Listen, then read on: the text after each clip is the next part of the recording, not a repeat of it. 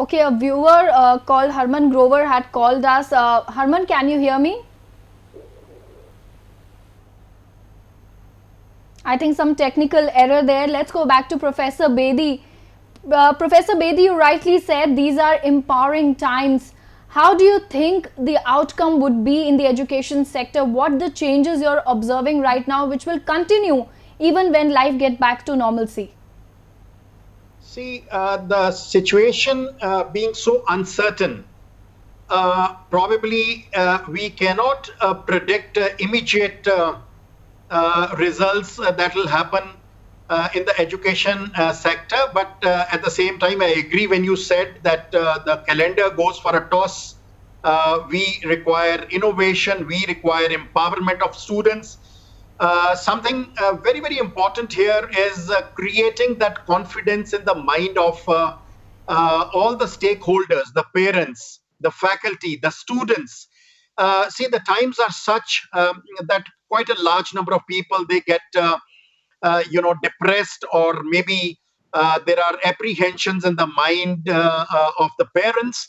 So the first thing I think, which is very, very important for the education leaders or the leaders in the education industry, is to create that confidence and empowerment in the mind of all the stakeholders. We need to create an environment of holding some very good webinars, encouraging video sessions, something which is happening at this moment. I would rather salute your portal and your news channel to have conducted such an exclusive session for the education leaders, educational leaders, as I said. See, we need to, there are three kinds of people to talk about. There are, people in the fearful zone. Those are finding themselves difficult to keep their routine, keep discipline of even existing to the basic needs. Then there are people in the learning zone. Now, in this, students or the faculty have realized the value of the present times. They understand that there is no control over it, and they cannot really help in a big manner to avoid these crises. So they have to confine themselves into their lockdown houses and everything. But having understood the situation, they at least make an attempt to learn. Absolutely. Professor Bedi, we also have a viewer calling in, Tasneem. She's a student of BML Munjal School of Law. Tasneem, please go ahead with your question. Hello, good afternoon, everyone. So my question is that as a law student, like there are a lot of skills that you have to learn. So being at home, we do not know how long this lockdown is going to sustain. So how do you think we can, what can we do to grab those skills? That's a very important question. We also have Dr. Kamlesh Mishra, who's the Vice Chancellor of Rishihood University. Sir, would you like to address Tasneem's issues here? Well, see, it's very, very difficult to predict how long this is going to go because the experiences we are getting from other countries are not very encouraging. Okay, so this could stretch for some time, and I'm sure that the sessions will get delayed this year. But I think there is not much to panic at this point. Yes, the uncertainty will stay, but I don't think that students should panic. I don't think they're going to lose a year or anything like that. Things will pick up fast once we cross over next 4 to 6 weeks. I think we should be heading towards more normal situation and activity coming back to normal. Right. Absolutely. We are hopeful that things will eventually get back to normalcy. Mr. Lambadar, let's come. My question is for you. How do you think right now the learning between, the digital learning which has exploded because of being the need of the hour is going to be a very important part of traditional learning as well post COVID-19? Of course, in the difficult time, whole world is locked down nowadays.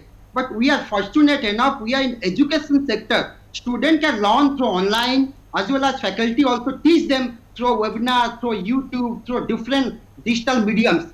So in learning is such a thing, they can learn through online also rather than traditional mediums. So in students, they should be thanks themselves. Yes, they can learn with their respective faculty, with their respective career advisor, whatever they want to do. They can attend the classes also through webinars, through Zooms, through online mediums also. This is really fortunate as students as well as parents and faculties, everybody in education sector. Okay, we've got connected with our viewer Harman Grover, student of BML Munjal School of Law. Harman, please go ahead with your question. Good afternoon, everybody. My question here is, I would like to ask that in offline mode of education, the faculty doesn't pay proper attention to the students. But in online mode, as we know, it's lockdown going on, all the families at home. So in the online mode of education, the students usually they get distracted very quickly. So what would you suggest them to do which would help them focus more and understand things better in the online classes?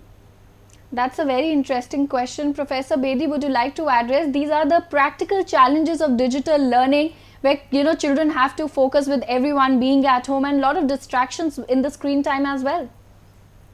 How true it is when somebody says that there are a great number of distractions, particularly on the online mode.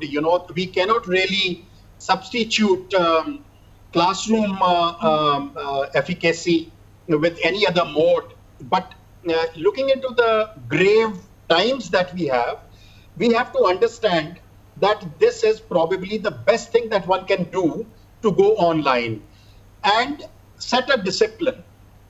You should first of all create an area which is exclusively dedicated to your online platform. Set a table and maybe your laptop or something or desktop or something which is creating an environment which is conducive and congenial to your learning. Keep probably, if you can afford to have a room of this kind away from a TV room or something, your common room, that should be an ideal situation. The second thing I want to suggest to the students is set a routine. Routine is very important. What time you wake up, what time you dress up. And it should be an endeavor on the part of a student to get ready by the same time that he or she otherwise goes to college or school. Right. If 9 o'clock is the time, one should be ready and be sitting on the table at 9 o'clock. Maybe that you can have an interval after 1 hour or so, but that self-discipline is all the more which is required at this moment. It is your willpower, it is your inner strength, it is your inner belief that this shall also pass. Right. Such times would also not, remain forever. So it is first thing that you have to realize that it's for your own empowerment, for your own betterment. And try to create that environment by suggesting it to your parents also, that they should be given food at that interval, which is desired, probably 12:30 to 1 or something like that. Take some afternoon relaxation. You should be, relaxing your mind and empowering yourself. So such type of steps are very, very important during this crisis. Absolutely. Self-discipline is the key to digital learning. Let's go over to Dr. Kamlesh Mishra as well. So how are students and the faculty at your university handling the new form of imparting education in the times of lockdown? How are they dealing with digital learning and how well have they adapted to it as well?